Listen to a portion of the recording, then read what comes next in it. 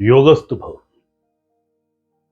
आध्यात्मिक यात्रा, आध्यात्मिक जीवन, आध्यात्मिकता। कहते हैं कि spirituality is metaphysical. Of course metaphysical, भौतिक चीजों से थोड़ी दूर, कुछ अलग, कुछ चेतना की बातें, कुछ कॉन्शियसनेस की बातें, एक आनंद की स्थिति, एक डिवाइन स्टेट में जीना, एक प्रफुल्लता में रहना, एक अलग ही मौज में बने रहना। शायद ये आध्यात्मिकता है। हम इस दुनिया में आते हैं, इस दुनिया में जीते हैं, इस दुनिया में अपने रिश्ते जीते हैं, अपने पारिवारिक रिश्ते जीते हैं, सामाजिक रिश्ते जीते हैं। और रिश्ते ही नहीं जीते, बहुत सारी भौतिक सुख सुविधाएं उनको भी जीते हैं, बहुत सारी भौतिक वस्तुएं उनका भी उपयोग करते हैं और करना चाहिए। ये जीवन हमें मिला है और इसे, ये जिस तरह से मिला है, इसे हमें उस तरह ही पूर्णता में जीना चाहिए। हमें रिश्ते भी अच्छी तरह से जीने चाहिए जैसे भी वो हैं।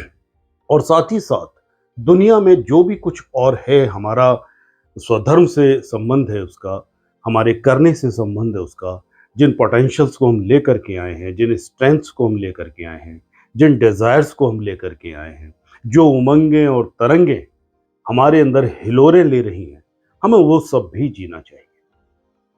पर अक्सर एक बात सुनाई पड़ती है और इस बात पर जरा आज मैं आप सबका ध्यान भी ले जाना चाहूंगा कि you must live in a metaphysical world और स्पिरिचुअलिटी इज मेटाफिजिकल।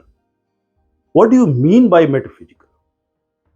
मेटाफिजिकल होना क्या भौतिक वस्तुओं से, भौतिक चीजों से दूर होना, उनसे अटैच ना होना, उनमें इन्वॉल्व ना होना, उनके प्रति राग ना होना, क्या सिर्फ यही मतलब है? अच्छी बात है।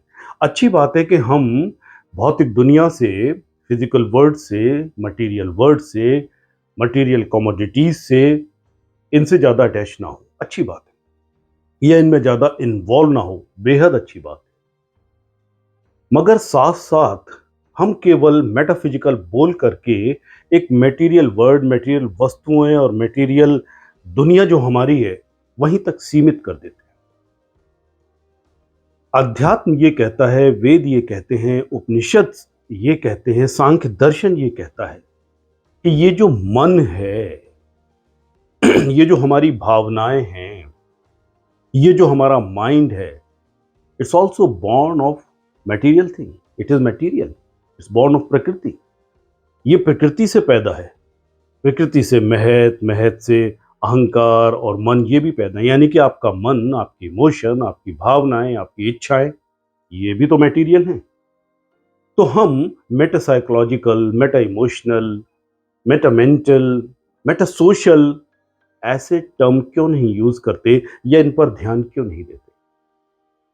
हमारे जो रिश्ते हैं, हमारी जो उन रिश्तों में भावनाएं हैं जो लोगों से जुड़ी होती हैं, वो भी तो फिर मेटाफिजिकल हैं, या मेटाफिजिकल होनी चाहिए, वो भी तो फिजिकल है, आई मीन टू से। तो कैसे करें ये, और कैसे हम इस मेटाफिजिकल, मेटासाइकोलॉजिकल, मेटामेंटल स्टेट को प्राप्त करें?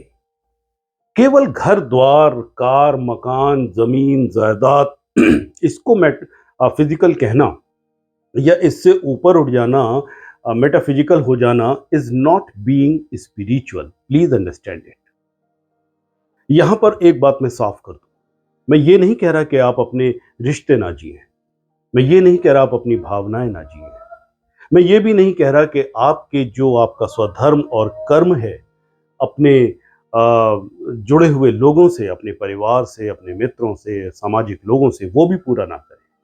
पर उनमें भी इतना इन्वॉल्व ना हो, उनमें भी इतना अटैच ना हो, जितना आप कहते हो कि भाई भौतिक वस्तुओं से, भौतिक शरीर से, भौतिक दुनियादारी से हमारे ज़्यादा संबंध नहीं होना चाहिए। तो उनसे भी मत करो, उनको जियो।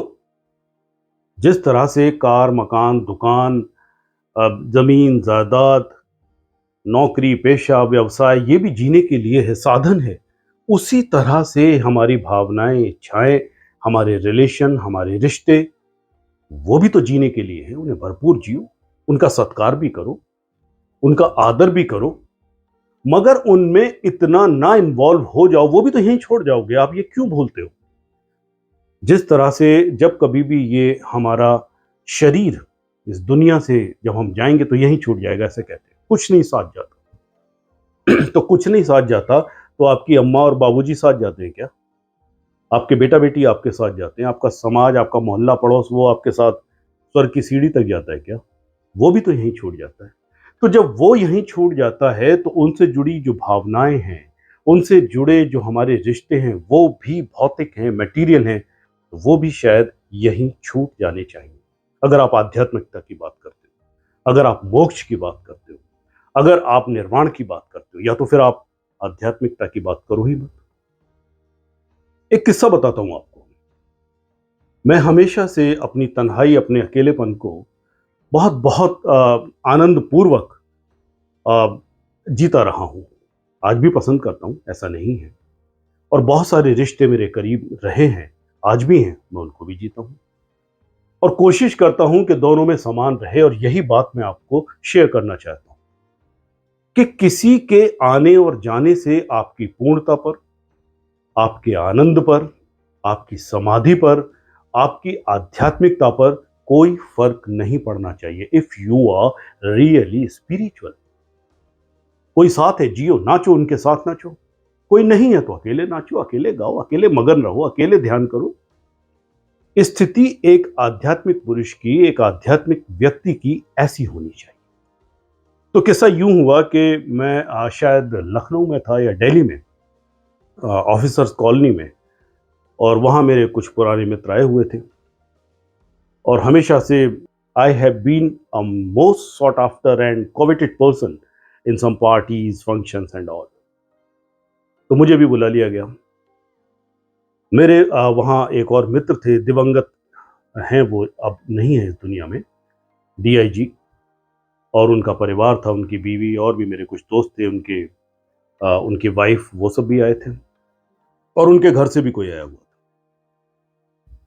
तो बस ऐसे ही बातचीत चल रही थी, हंसी ठहाका ये सब हो रहा था। और जैसा मैंने कहा कि मेरा एक, वो सारे जो मेरे मित्र, वो सारे मेरे मिजाज, मेरी मस्ती, मेरे स्वभाव से वाकिफ थे, पर शायद उनके घर वाले इतना ना रहे हों। तो उनमें से किसी ने शायद मुझसे कहा कि बोले, योगी जी आप ये हैं और आप पूरी दुनिया में घूमते हैं और सामाजिक रूप से भी आप पार्टी, फंक्शन, परिवार सब करते हैं, तो आप शादी क्यों नहीं कर लेते? आप क्यों नहीं घर बसा लेते? आप क्यों नहीं कोई बीवी ले आते? आपको भी लाना चाहिए। तो अचानक मेरे मुंह से निकल गया, हालांकि ऐसे नहीं निकला, सजगता थी, बिल्कुल थी। मैंने कहा मैं शादी कर लूं, मैं एक बीवी ले आऊं, जरूरत क्या है? मेरा सिर्फ कहना यह था कि मैं अकेले भी यूं ही मस्त हूं। कंपनी चाहिए होती है तो कंपनी मिल जाती है, और कंपनी नहीं चाहिए होती है तो भी मैं पूर्ण हूं। ओम पूर्णमद पूर्णमिदम्। तो बात यहां सिर्फ आज मैं ये समझाना चाहता हूं, और यही बात उन लोगों को भी कहना चाहता हूं जो कहते हैं, खास करके ट्विन फ्लेम जर्नी में, कि वो है, और वो जब तक मुझे नहीं मिलेगा या मिलेगी, ये जीवन अपूर्ण है, मैं जी नहीं सकती, मैं जी नहीं सकता, या ऐसा नहीं हो सकता, ये गलत है। अगर आप एक आध्यात्मिक जर्नी पर हो, स्पिरिचुअल जर्नी पर हो, तो इतने फिजिकल हो ही क्यों रहे हो, या इतना फिजिकल, इतनी डिजायर्स रख ही क्यों रहे हो?